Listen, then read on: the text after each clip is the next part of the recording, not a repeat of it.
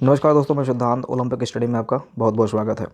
दोस्तों, ग्रामीण विकास 2015 में जिस तरह से क्वेश्चन पूछा गया था पिछली बार, वो यहाँ पे हम आपको प्रैक्टिस सेट उपलब्ध करवा रहे हैं। उम्मीद करता हूँ कि आप लोग वीडियो सेशन को एंजॉय करेंगे और जो आपका लेवल है और जिस तरह से क्वेश्चन पूछा जाता है, ये चीज़ें आपको पता चल पाएंगी, ताकि आप करंट टाइम में जिस तरह से आपको तैयारी करनी है उस तरह से अपना बेस आप मजबूत करके अभी से चलें। ठीक है, तो हमने पहला क्वेश्चन लिया है, आप देख सकते हैं। स्वच्छ भारत मिशन के अंतर्गत ग्रामीण क्षेत्रों में शौचालय के निर्माण के लिए नवंबर 2014 में उत्तर प्रदेश सरकार ने कितने रुपए आवंटित किए थे? तो इसका जो हमारा आंसर है ये बी है, 685 करोड़ रुपए आवंटित किए थे इस चीज़ के लिए। किस चीज़ के लिए? स्वच्छ भारत मिशन के अंतर्गत। ठीक है, तो कितने रुपए आवंटित किया गया था? 685 करोड़ आवंटित किया गया था।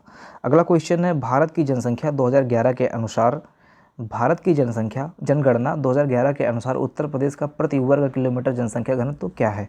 तो ये आपको पता होगा कि 829 है। देख लेते हैं हम लोग यहाँ पे।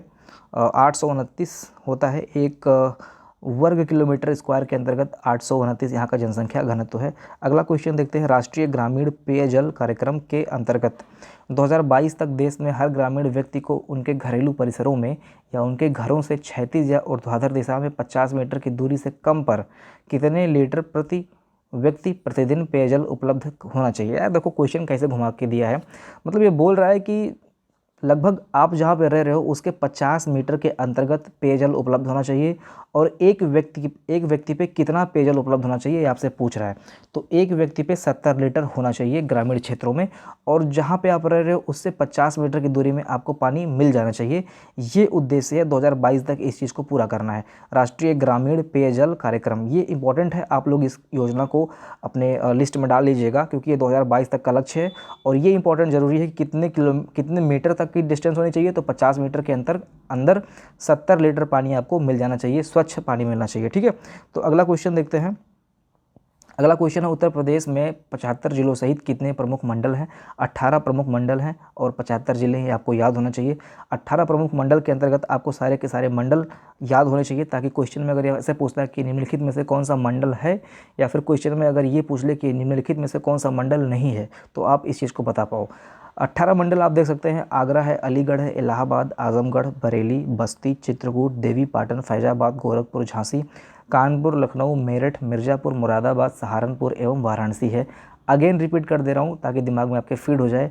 आगरा, अलीगढ़, इलाहाबाद, आजमगढ़, बरेली, बस्ती, चित्रकूट, देवी पाटन, फैजाबाद, गोरखपुर, झांसी, कानपुर, लखनऊ, मेरठ, मिर्ज़ापुर, मुरादाबाद, सहारनपुर एवं वाराणसी है। ठीक है, अगला क्वेश्चन हमारा है, क्वेश्चन सामाजिक वानिकी कार्यक्रम का उद्देश्य निम्नलिखित सभी क्षेत्रों में बड़े पैमाने पर वृक्षारोपण करना है, सिवाय किसके? सिवाय मतलब इंस्टेड, किसके सिवाय? किस चीज़ के सिवाय? तो जो नगरीय औद्योगिक संपदा है इसके सिवाय, यानी कि आप देख सकते हैं यहाँ पे बी हमारा सही है, नगरीय औद्योगिक संपदा। ऑप्शन है फसल के लिए अनुपयुक्त सार्वजनिक भूमि पर।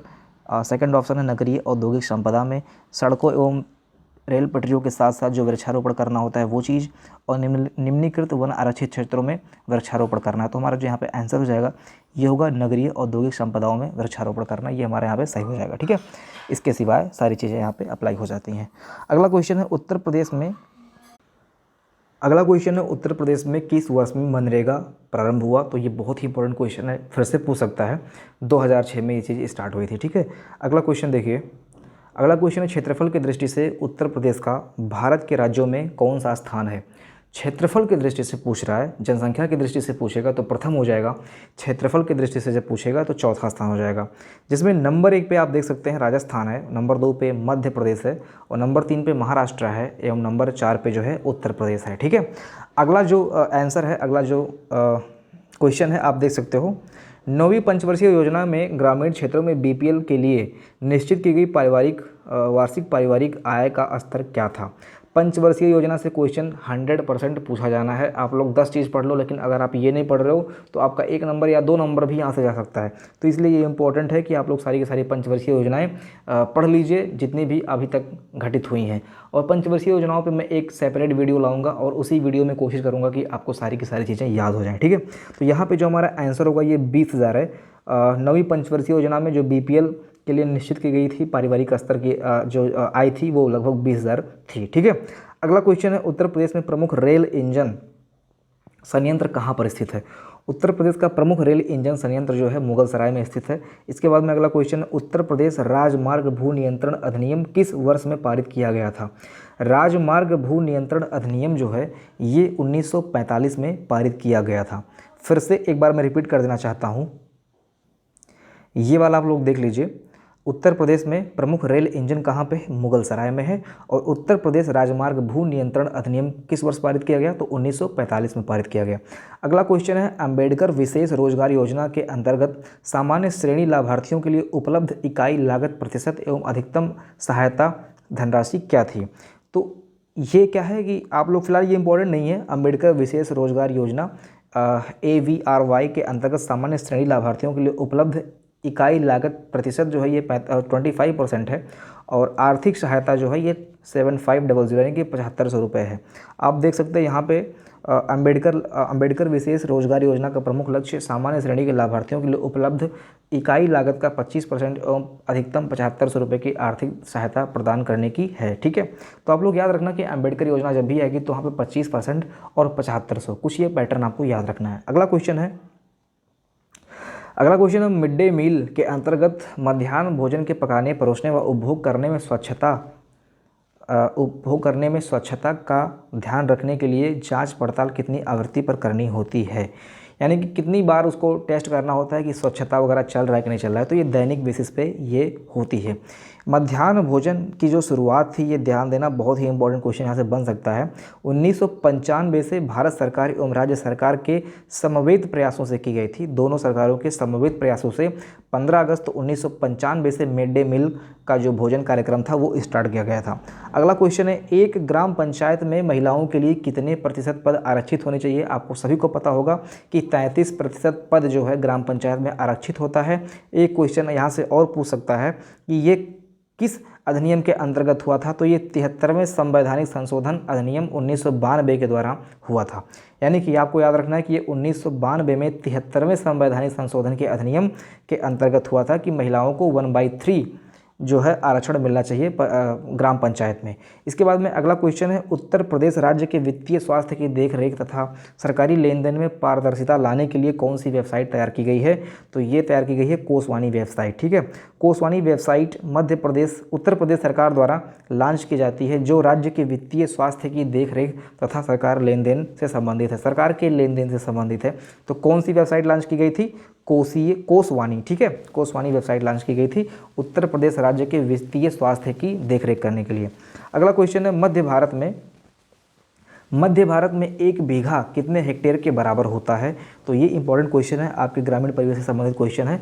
मध्य प्रदेश भारत में 1 बीघा कितने हेक्टेयर के बराबर होता है? तो ये होता है 25-29 हेक्टेयर। ठीक, आप लोग इसको याद कर लीजिएगा, 0.2529 हेक्टेयर के बराबर होता है मध्य भारत में 1 बीघा।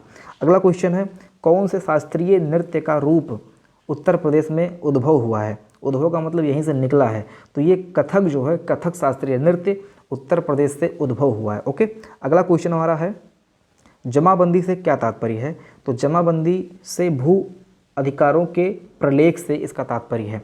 भू अधिकारों के प्रलेख से इसका तात्पर्य है, यहाँ पे एक्सप्लेन किया गया, इसको आप लोग देख सकते हैं।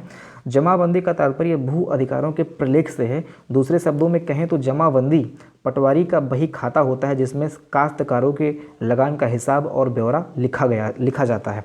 ठीक, इसके बाद में अगला क्वेश्चन है, SGSY। ठीक है, SGSY का पूर्ण रूप है, यानी कि फुल फॉर्म पूछा गया, योजनाओं से संबंधित फुल फॉर्म भी पूछ सकता है। तो इसका जो आंसर होगा ये है स्वर्ण जयंती ग्राम स्वरोजगार योजना। फिर से रिपीट कर दे रहा हूँ, SGSY का मतलब होता है स्वर्ण जयंती ग्राम स्वरोजगार योजना।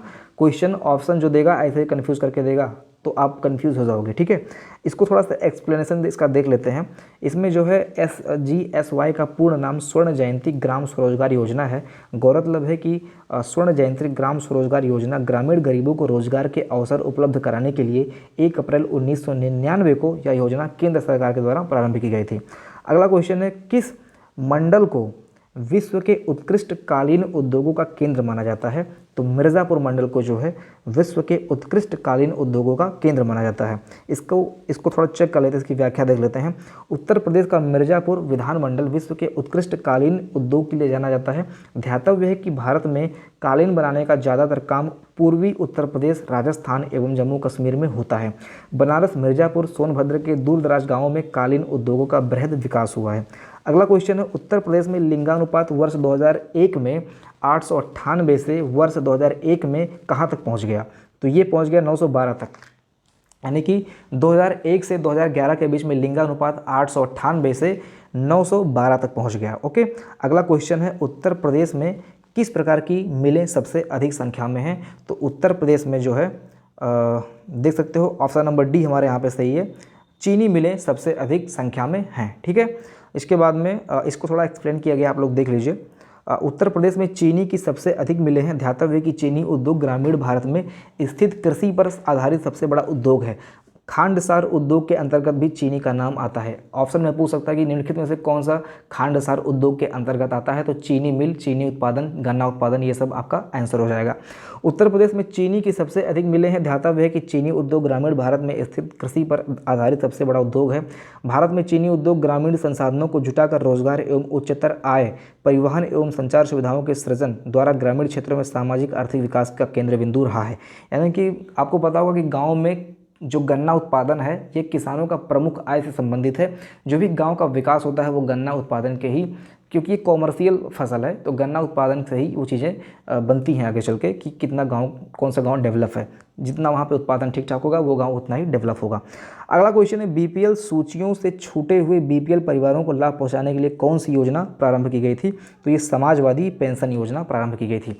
बीपीएल सूचियों से जो लोग छूट गए थे उनके परिवारों को लाभ पहुँचाने के लिए समाजवादी पेंशन योजना प्रारंभ की गई थी। समाजवादी पेंशन योजना का प्रमुख उद्देश्य बीपीएल परिवारों को लाभ देने से जो रह गए हैं उनको लाभ देना है। अगला क्वेश्चन, निम्नलिखित में से कौन सा एक उत्तर प्रदेश राज्य के अधीनस्थ न्यायिक सेवा के रूप में कार्य करता है?